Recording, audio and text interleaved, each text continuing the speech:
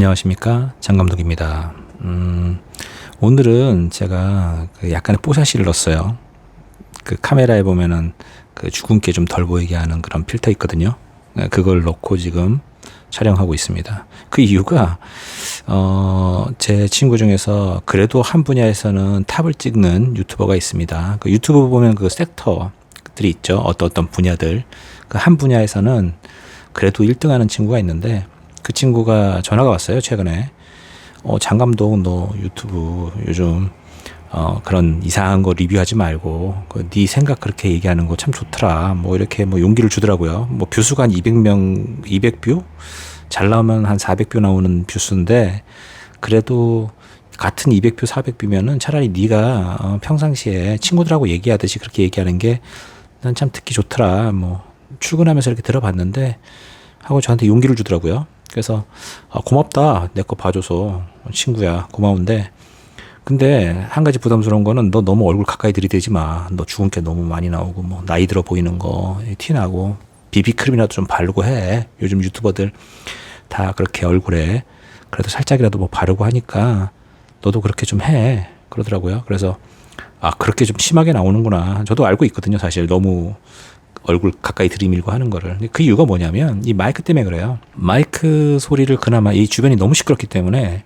그나마 마이크 좀 가까이 가려고 그렇게 얼굴 들이밀고 있었습니다. 자, 그런데 이제 이렇게 마이크를 직접 이렇게 손으로 들고 하면 이 문제가 없겠죠. 그리고 약간 좀 떨어져서 하라 그러더라고요. 카메라에서 좀 멀어져라. 그게 좀 덜 부담스럽다. 그래서 지금 이 정도 어차피 유선 지금 연결돼 있으니까 이렇게 좀 멀리 떨어져서 한번 오늘의 얘기를 해보도록 하겠습니다. 뭐 제가 봐도 이렇게 좀 떨어져 있으니까 좀 그나마 보기 좀 괜찮네요. 예, 그나마 좀 덜 부담스럽습니다. 그리고 저는 제 얼굴을 제가 누구보다 잘 압니다. 옛날부터 어릴 때부터 사진을 좀 많이 찍으러 다녀서 저는 이렇게 얼굴을 좀 가려야, 이렇게, 아니면 로보캅처럼 여기까지 가려줘야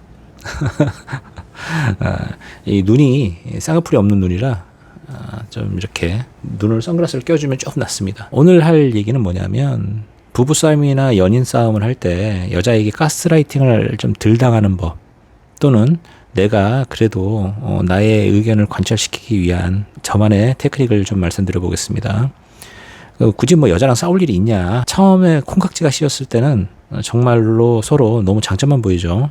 그러다가 어느 기간, 한 1년 정도 기간이 지나고 성행위가 어느 정도 따분해질 경우에부터는 서로의 그동안에 몇십 년 살았던 그 고집들이 나오기 시작하죠. 대부분 그렇습니다.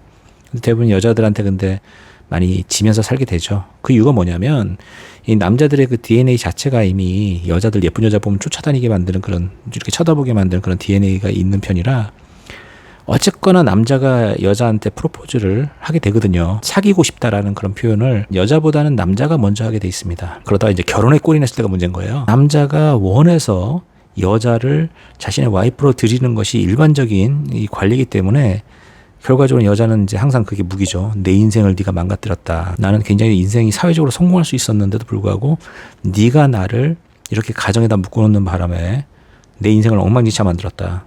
책임져라. 널 저주한다. 뭐 이런 식의 그런 논법들로 가는데, 거기에 이제 남자들이 주눅들죠. 주눅들고 진짜 자기가 그렇게 여자 인생을 망가뜨린 것처럼 반성하면서 살아야 되는, 억지로 그런 상황이 벌어지고, 특히 애까지 낳게 되면요, 여자들이 점점 남성 호르몬이 나오기 시작합니다. 그래서 순한 양이 갑자기 야수로 변하기 시작합니다. 점점 늑대 또는 뭐 야생동물로 변하기 시작하면서 여자들의 목소리가 굉장히 커져요. 실제로 힘도 세집니다.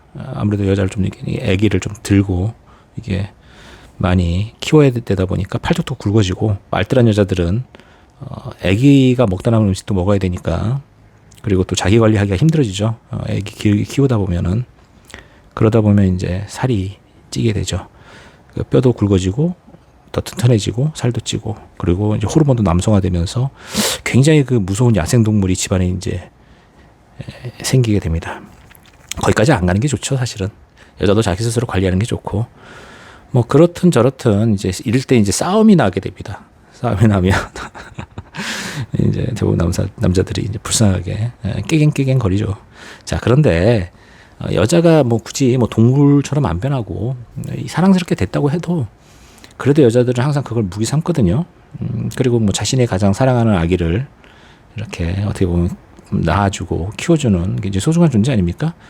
문제는 이게 여자들이 한번 자신의 의견을 관철시키기 위해서 남자를 주눅들게 만들 때부터 남자들이 그 피해가는 방법 중에 하나가 알았어 미안해 이 방법으로 갈 수밖에 없는 게 이제 남자들의 어떤 로직인데, 그 시스템을 여자들은 굉장히 한심하게 바라보면서 더 강하게 하죠. 자기 말귀를 못 알아듣는다 이거죠. 그래서 더 심하게 하고 이건 연인 때도 그래요. 연인 때 말싸움 할 때도 보면 여자들이 굉장히 강력하게 더 강하게 남자의 정신을 피폐하게 만듭니다. 경험해 보신 분들 많을 거예요. 저도 젊은 날 연애할 때 이런 경우 있었습니다. 자, 그런데 이 경우를 탈피하는 방법은 딱 두 가지입니다. 전 이혼을 한번 했던 사람이에요. 이혼을 한 그 첫 번째 케이스도 바로 이런 정신적인 피폐함이 너무 싫어서 전 이혼을 선언했고요.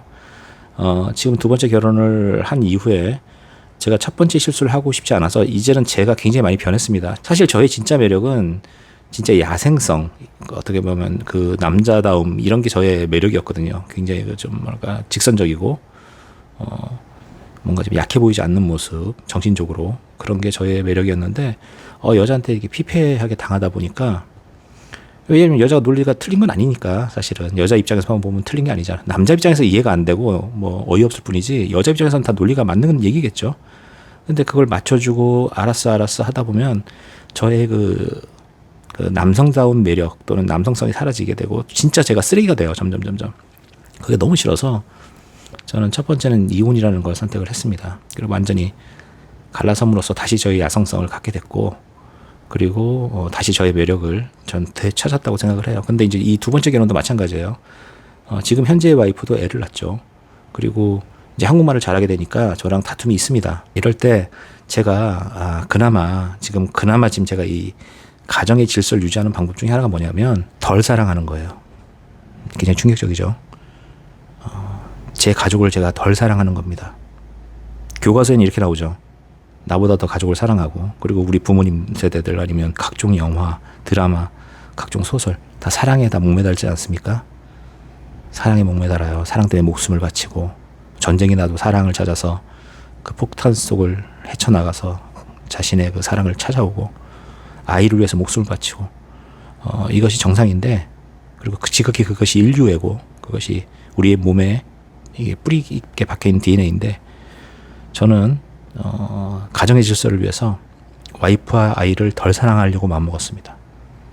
사랑하면 따라가야 되거든요. 그 말을 제가 들으려고 하게 되고, 그리고 굉장히 그 말에 스스로 맞다라고 생각하게 되고 인정하게 되고, 그러면 한 번에 제가 실수했던, 사랑 안 해서 이혼한 게 아니었거든요. 그때도 사랑했어요.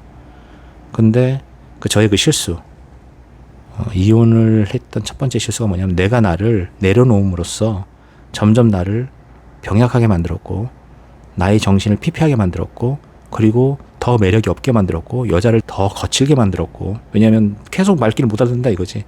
계속 저한테 더 강요만 하고 굉장히 더 화내는 여자로 만들었고, 저 이때까지 인생 살면서 한 7명의 여자와 사귀어봤는데 굉장히 길게 사귄 여자들, 헤어질 때 되면 다 저의 이런 성격 때문에 문제였던 거예요. 여자를 더 사랑했기 때문에 여자들이 마지막에 가면요 점점 거칠어집니다. 점점 거칠어지고 점점 진짜 포악해지고 흉악해집니다. 그게 헤어지려는 목적도 있겠지만 저의 그 온순한 성격 때문에, 속에선 굉장히 그 거친 마인드와 어떻게 보면 리더십이 강한 사람인데도 불구하고 사랑하는 여자한테는 그러고 싶지 않아서 굉장히 부드러운 남자의 형태를 취한단 말이죠. 그러다 보니 싸우고 싶지도 않고, 그러다 보니까 점점 여자가 더 세지고 전 상처를 받는데도 불구하고 더 강하게 저에게 어필하고, 이거 안 되겠더라고요. 그래서 다시는 그런 인생을 살고 싶지 않아서 저번 이혼했을 때 이후부터는 저는 그런 식의 인생을 살지 않습니다. 저는 저를 바꿀 수 있다고 믿고 있어요. 어떤 분들은 제가 이때까지 이런 영상을 찍어오면서 두 가지 어떤 컨셉을 잡고 있죠. 사람은 안 변한다. 그리고 사람에게 걸맞는 그 이상의 한번 지위를 이렇게 줘봐도 결국 그 본성이 나온다. 시간이 지나면 그 나빴던 본성들이 나오게 돼 있다. 이런 거에 상처도 받지만 사람을 거르는 방법으로 쓴다. 이런 말씀도 제가 드린 적이 있는데 마찬가지입니다. 저는 저의 가정의 질서를 지키기 위해서, 또 제가 그리고 다시 한번 이혼을 안 하기 위해서, 다시 또 한 번의 그런 비극을 맞이하지 않기 위해서 저는 제 와이프와 저희 아이를 덜 사랑하기로 마음 먹었습니다. 그게 벌써 한 7년 넘었죠. 나쁜 것들도 있어요. 사람이 좀 차가워 보이죠. 차가워 보이고 냉정해 보이고 여자 입장에서는 내가 왜 이런 사람과 살지 할 수도 있고 애기 입장에서도 아빠가 다정다감하지 않게 느껴질 수도 있죠. 근데 그건 좀 다른 문제예요. 저는 그렇게 믿고 있습니다. 적어도 저로 인해서 헤어지지 않아요. 제가 이 가족을 버리지 않습니다. 저의 그 매력이 사라져서 상대방이 저를 정말 하찮게 봐서 더 이상 이 사람을 믿을 수 없어서 그렇게 헤어지는 그런 일들은 벌어지지 않아요. 덜 사랑하지만 제가 지킵니다. 가족을. 그런 마음가짐이 있어요. 그리고 언제든지 저는 경고를 하죠. 더 나에게 이런 식으로 선을 넘어오면 나는 다 버릴 수 있는 사람이야. 한 번 버렸는데 두 번 못 버릴 것 같아? 난 다 버려. 난 나만 사랑하는 사람이야. 나만 사랑해. 그러니까 선 넘어오지 마. 선만 넘어오지 않는다면 내가 어떻게든 지켜낼 거야. 이 모든 것들을. 이게 저의 그 철칙입니다.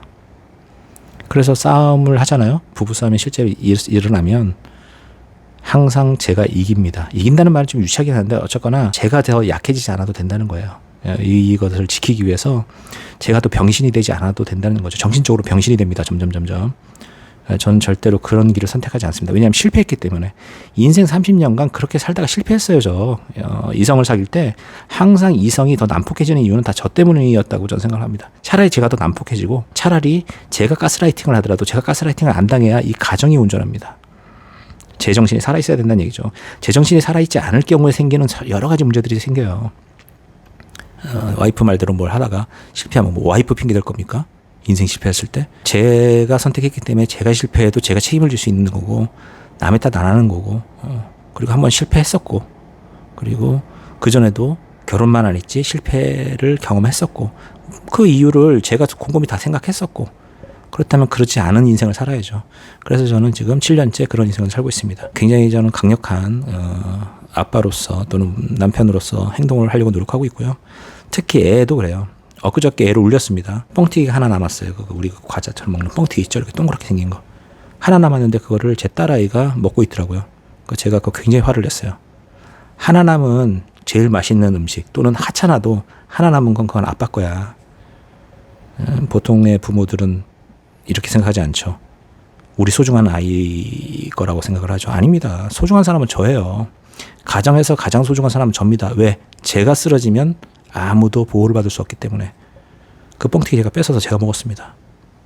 사실이에요. 저 애기 되게 울었어요. 제 애기도 뭐 초등학교 1학년인데 엄청나게 울더라고요. 그리고 막 와이프도 저한테 막 짜증내고. 근데 저는 그 뻥튀기 하나도 양보하지 않습니다. 가르쳐 주는 거죠. 그 뻥튀기 하나 먹어서 제 인생이 뭐 바뀌겠습니까? 제가 뭐 부귀영화를 누리는 게 뻥튀기 하나로 뭐가 달라지겠어요. 진짜 제가 먹고 싶어서 먹었겠습니까? 가르쳐 주는 거예요. 이 가정에 적어도 이 집단에 누가 대장이고 누가 우두머리고 그 순서는 얻는 것인가. 안 가르쳐 주니까 다 아빠를 병신으로 알고 남편을 병신으로 하는 겁니다. 저는 병신이 아닙니다. 저는 사람이에요. 네. 저는 머저리가 아닙니다. 저는 똑똑한 사람이라고 생각해요. 제가 가정을 지킬 수 있는 그나마 우리 가족 3명 중에서는 내가 제일 똑똑하다고 생각합니다. 가장 사회 경험도 많고 더 이상 나보다도 사회 경험도 없고 사회 경험 초짜인 우리 애기보다 제가 못한 인간으로 취급받는 건 저는 용납할 수 없어요. 뻥튀기는 제 겁니다. 자, 오늘 제가 강한 어조로 말했지만 저는 인생관이 바뀌었어요. 이혼 한번 하고 나서는. 인생은 스스로 만들어가야 됩니다. 감사합니다. 장 감독입니다. 즐거운 하루 되세요.